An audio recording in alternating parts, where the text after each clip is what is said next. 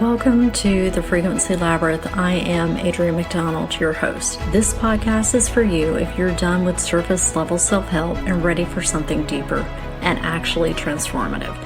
Around here, we work with ancient wisdom, human design, gene keys, and shamanic practices, not as knowledge to collect, but as tools to live by. This isn't about one size fits all. It's about learning to work with your energy, your design, and your life.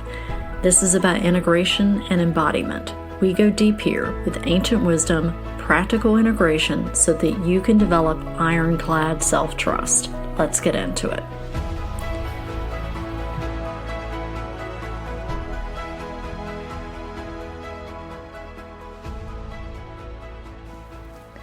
Hello, beautiful humans, and welcome back to the Frequency Labyrinth podcast. Today we are discussing the new moon in Cancer happening on July 14th and goes exact at 5:43 a.m. Eastern Time. Now, before we get into it, how you doing out there? Over here, it's been a little bit of a challenging month. I'm in the midst of my second Saturn return, and Saturn is at the degree point where it's exactly on my natal Saturn placement. And I knew this stretch was not going to be gentle. If you know your Saturn returns, you know they don't announce themselves politely. They just sort of start moving things around. And you don't always find out what's been removed till you reach for it, and it's not there anymore. So I will say that what surprised me, though, is I expected this transit to be about work and discipline and responsibility, which is the usual Saturn suspects. And I sort of braced for the version of Saturn that everybody warns you about, the ones that makes you get serious and organized and finally builds the structure you've been avoiding. And I thought, wow, I can really make use of that. But instead, there's been a lot of questions around less survival, more thriving. And one of the questions that comes up with Cancer season is what actually nourishes me? And I want to be a little bit careful with that question because it sort of sounds like something you'd see printed on a candle at a gift shop. And it really isn't that. It's closer to like an audit. It's Saturn walking through every room of my life with a clipboard, tapping on things, asking whether hey, is this load-bearing? Do we have a load-bearing wall here? Or whether I've just gotten used to sort of stepping around the cracks. And I've been noticing that I've been compromising more than I normally would.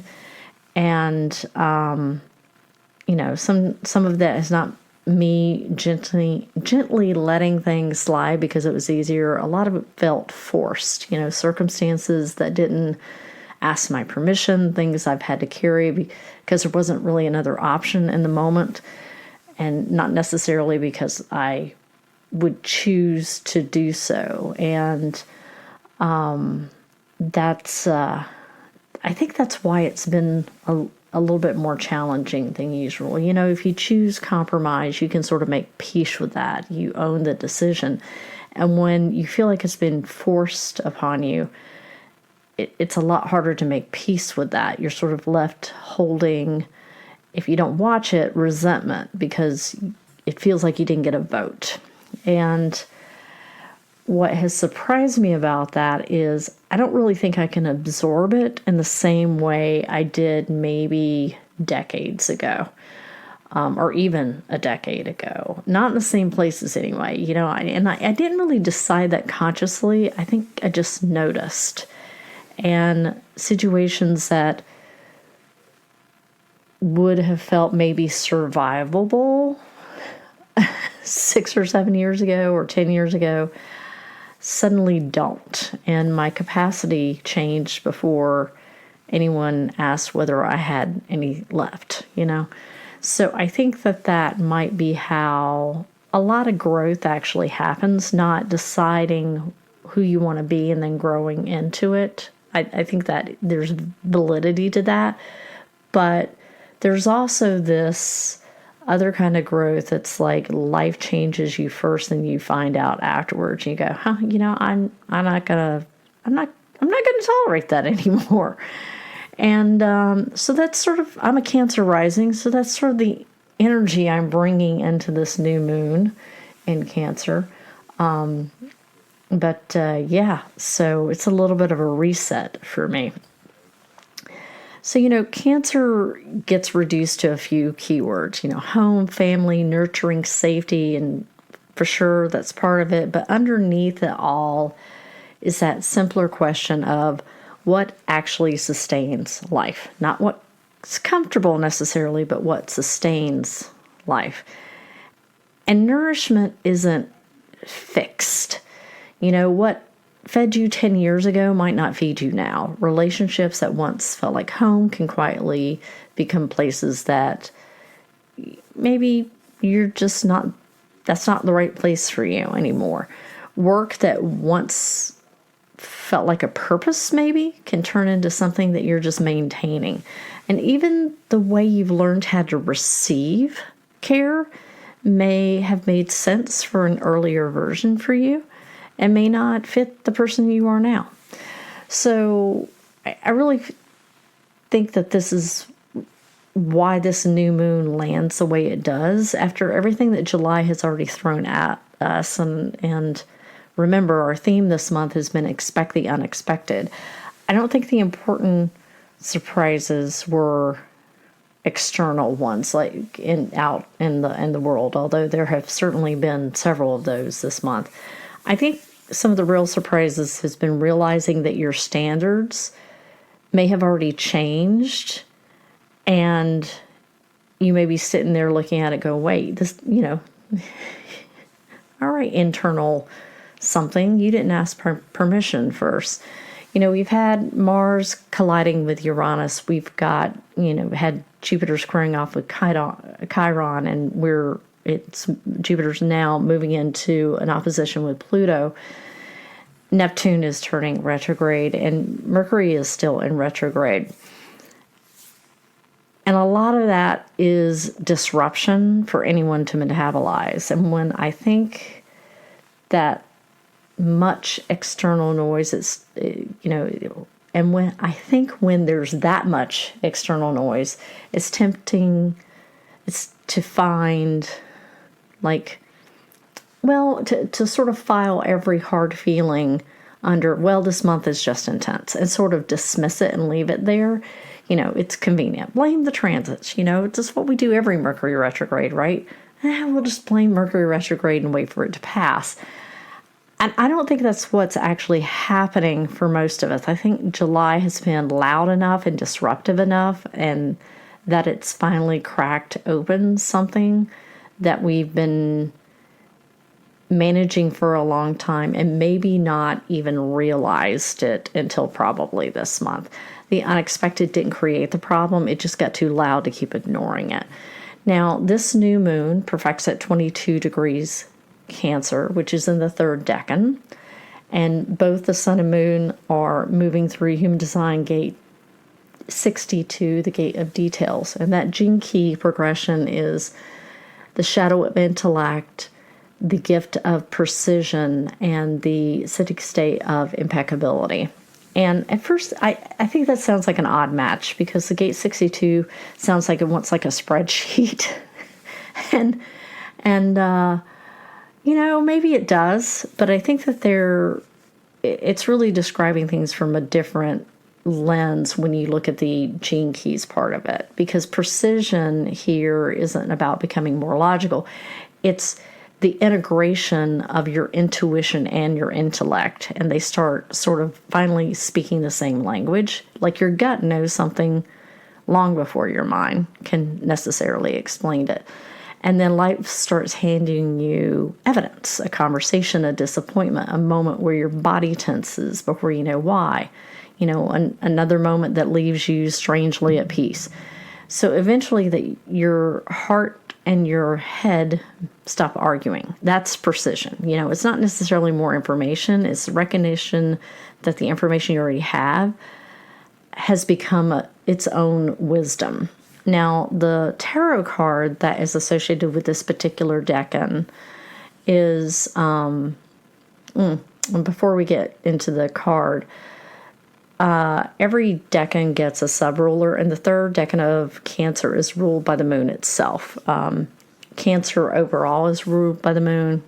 It's my chart ruler. So I feel like that this this last decan of Cancer is maybe super moody. It's a doubly moon flavored, moon ruling its own moon sign. And practically what this means is the new moon, whatever it stirs up, is going to feel a little bit more loud, and even if nothing external is happening. Moods shift without warning. Tenderness that shows up as maybe irritability, especially coming off of Venus squaring off with Uranus in Gemini. So you may find you need something, or you may feel like you're needing something and not being able to name what it is. If you feel unusually reactive or unusually raw over the next couple of days, it really isn't you being dramatic. It's just the vibe, the energy that's going on right now. So, maybe let yourself be a little moody.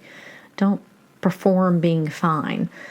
Which brings us to this tarot card for the decan. It's the Four of Cups. And, I've seen this reduced down to a single word like boredom, apathy, taking things for granted. Because the image in this card is the guy sitting there. He's got his arms crossed. He's got 3 cups in front of him. And then over to the side, there's a hand that's like coming through a portal that's holding a cup, and he's just not even looking at it. And the easy read here is that he's refusing an opportunity. And, maybe a different way of looking at this is a little bit more human, and maybe he doesn't recognize the gift. Maybe because it doesn't look the way he's learned gifts are supposed to arrive. But sit him inside a moon-ruled decan for a second, and that card reads even more differently, right? Maybe this isn't flat apathy. It's someone who's too full. He's already got 3 cups in his hands. He's emotionally maxed out. So a 4th cup doesn't register as generosity. It registers as one more thing being asked of him. That's what forced compromise does. It doesn't just take from you. It also numbs your ability to recognize when something good is finally being offered, because your nervous system is still braced for another cup you didn't ask for. And I think that that's very true for a lot of us right now. We don't receive what's offered. We receive what we're capable of recognizing. And a moon this saturated makes this capacity may feel a little smaller, not bigger. So if you've learned that love looks like overfunctioning or proving your worth, or an actual reciprocity can feel very foreign. And if belonging meant shrinking yourself, or a room where you're invited to take up space may feel a little unsettling before it feels good. We move towards what's familiar far more often than we move towards what's healthy. And those aren't always the same cup. And under this particular sky, you may not have even had the bandwidth to tell the difference yet, which is fine. Don't think of that as a failure. Just, you need to have an accurate read of how full your hands are already. And when we look at this, how this lunation may be landing for each human design chart, if you're a manifester, this gate can feel almost uncomfortable because your whole design is built around initiating without having to need to explain yourself first. And gate 62, the gate of details, it wants precision. It wants an accounting of the why. You may feel pressure this week to justify a decision you already know it's right. And you really don't owe anyone like the itemized list version. You just need to inform and move on. And if you're a generator or a manifesting generator, this decan can be a gift, even if it doesn't feel like one yet. Like your whole strategy is to respond, not to initiate. So let life bring you the thing and then notice in your body whether it's a yes or no. A moon-ruled, detail-oriented new moon is basically asking you to do what you already do best. Stop overriding your gut response with the mental override. If something in your body is saying no for weeks, while your mind keeps building a case for yes, then this is the week to trust your body. If you're a projector, I think you'll feel the Four of Cups is maybe the hardest of anyone listening right now. Your entire design depends on being truly seen and truly invited and not just tolerated, not just useful. And I feel like forced compromise lands especially hard for projectors because there's so much of your energy that already goes toward reading a room correctly. If you've been offering wisdom nobody asked for or overgiving in hopes of someone maybe finally recognizing you, this new moon is asking you to stop extending the invitation to yourself on other people's behalf. You know, it's discernment. It's that leaning into the precision and trusting your intuition. And if you're a reflector, this one's basically your season. You're the type most literally run by the moon, the sampling of energy around of everyone and everything around you. And we're sitting in a decan where the moon rules its own sign. That's about as loud as it gets for you. If you feel unusually raw or porous or unusually unsure whose feelings are even yours right now, that's just a lot of data collection. So give yourself the full lunar cycle before you trust any conclusions there that you draw this week. And then the rest of the sky, right before this new moon perfects on Monday, Venus has squared Uranus. And I wouldn't be shocked if something in a relationship comes to a head over the next couple of days. And don't assume that it has to be with another person. This could be the relationship you have with yourself. You know, Uranus doesn't normally create problems out of thin air. Archetypally, it's the awakener, the planet that doesn't really care about your timeline or your comfort. It just flips the light on. It's the lightning bolt. It exposes what's already shifted underneath the surface. An offhanded comment may land differently. A situation that you've been managing suddenly becomes impossible to keep managing. You can't unknow what you see. That's Uranus. That's Uranus refusing to let you keep living inside a version of something that's not true anymore. And right after that, the lunation, then Venus will move into a conjunction with the South Node in Virgo. And the South Node it's a bit like the ancestral part of the chart. It's not really about this lifetime's choices. It's about patterns you already sort of arrived carrying. So think family patterns, inherited scripts about what love has to cost. You know, if Uranus has revealed a pattern, the South Node is going to probably bring up, why are you still carrying this? It's closer to an invitation to finally set something down that you've outgrown. It could bring up some tenderness, though, about worthiness and belonging. And, you know, Virgo's shadow side will tell you that if you just try a little harder, fix one more thing, stay a little bit more useful, eventually you'll, quote unquote, earn the nourishment you're looking for. I think a lot of us have inherited definitions of love and worth without ever choosing them. They may have served you once.